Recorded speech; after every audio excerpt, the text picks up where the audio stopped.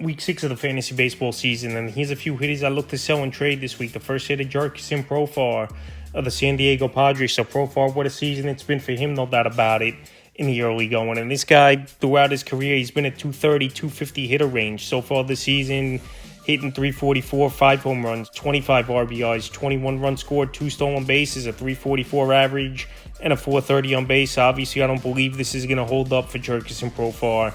He's playing great baseball, no doubt about it. He's getting a lot of good pitches to hit.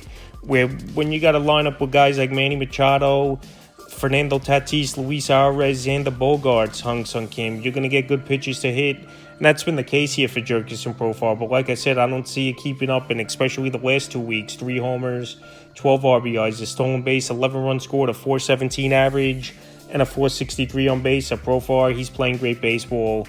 He had 2 games earlier last week as well where he went 3 for 4 and 4 for 4 back-to-back.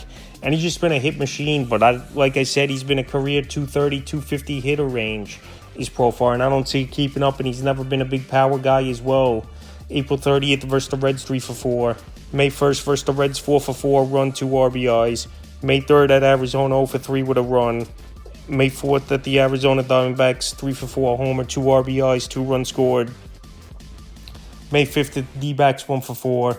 And May 6th at the Cubs, 1 for 4 with a running 2 RBIs. So he's playing great baseball. And I think you could get a good starting pitcher easily in a deal here for Profar. Because like I said, the last few seasons, he really hasn't been fantasy relevant. And I know he's in a stacked lineup with this Padre team here. But while he's playing over his head, in my opinion, he's a sell-high player this week. The next player, Jacob Young of the Washington Nationals. So Young, he's been very surprising in the early going this season here in terms of batting average and on base. I know he was a stolen base guy in the minor leagues, and even last season where he was up for a little bit with the Nats 13 bags. And on the year this year, no home runs, 7 RBIs, 12 stolen bases, 20 runs scored, a 308 average, and a 357 on base. So right now he's playing great baseball as Jacob Young, but he's pretty much a 1 or 2 category type of play. He's not going to show power. He's not going to drive in a lot of runs, obviously, top of the order.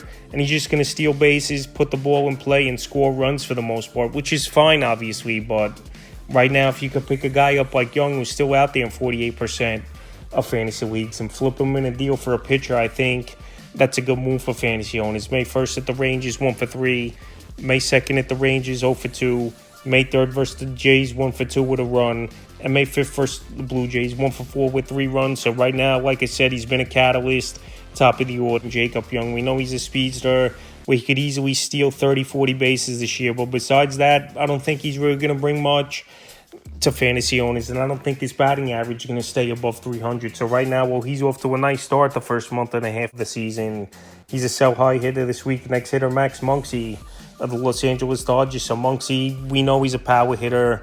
But the thing is, he's going to strike out about 200 times a year. He don't verse a lot of lefties in the lineup, so he'll miss those type of games. And he's always a low batting average type of player, is Muncy. But right now, well, things have been great for him, especially coming off a 3-home run game a few games ago. He's a sell-high candidate this week on the year. 8 home runs, 22 RBIs, 20 runs scored, 262 average, and a 369 on base. But the last couple weeks, 4 homers, 8 RBIs, 7 runs scored, a 345 batting average, and a 486 on base. So he's always been a great on-base guy, always a great power guy, but the batting average is way up, in my opinion, here for Max Muncy, where I don't see it keeping up at this rate here. And also, as well, he's a guy that's had injury problems on and off throughout his career. So right now, coming off a 3-home run game, I will put him on the trade block and see if you could get someone to overpay for him. If not, then obviously you hold on to him for now. April 30th at the D-backs, 0 for 2. May 3rd versus the Braves, 0 for 3. May 4th versus the Braves, the monster game, like I said, 4 for 5.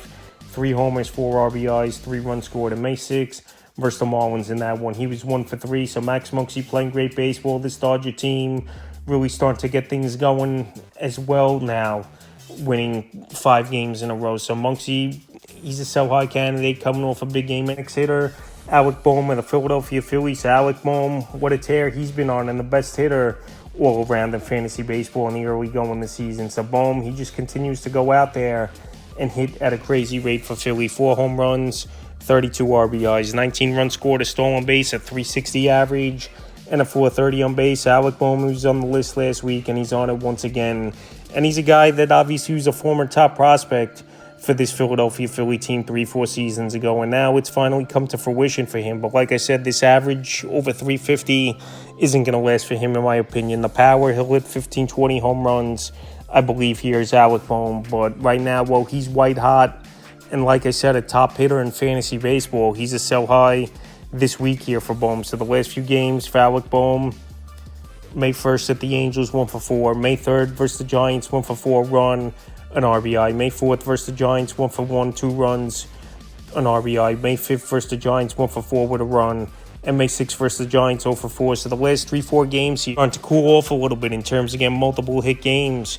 Here is Alec B, but he's still going to be a good on-base guy and show some power. But he's doing a little bit of everything and at a high level, and that's why I would sell him high this week, because I think his best time of the year is going to be behind him now after he's been performing great the first 6 weeks of the season. And the fifth and final hitter I look to sell and trade here is Ryan Jeffers of the Minnesota Twins. So coming into the year, no one pretty much, except in the deepest of leagues, drafted Ryan Jeffers. And we know catcher's a weak position in fantasy baseball. And Ryan Jeffers, he's been one of the best catchers in fantasy in the early going. 6 home runs, 22 RBIs, a stolen base, 17 runs scored, a 291 average, and a 375 on base. But like I said, I don't know if it's going to keep up for Ryan Jeffers. And catcher, I think you could get something great in a deal for him. Like I said, he's a guy that came off the waiver wire a few weeks ago, and he's playing at a high level, no doubt about it. But another player as well, where I don't know if he's going to keep it up at this pace, because he really don't have a track record. May 1st at the White Sox, 1 for 2 with a run,